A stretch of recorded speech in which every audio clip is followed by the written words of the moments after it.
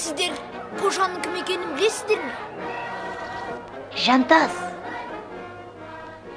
Жантас. Ой. Қожа сотқар, бірақ ақылды бала.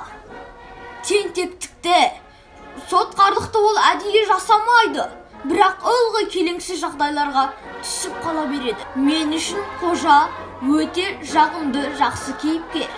Екеуміздің өте ұқсас көп жерлеріміз бар. Дебек Соқпақбаев өзінің 200 беттік повестінде балалық шақтың барлық сыр-қырын ашып түсіндіріп береді. Әрбір балаға менің атым қожаны оқуға кеңес беремін.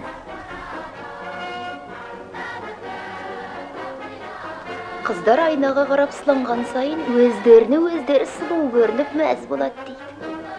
Ал мен үшін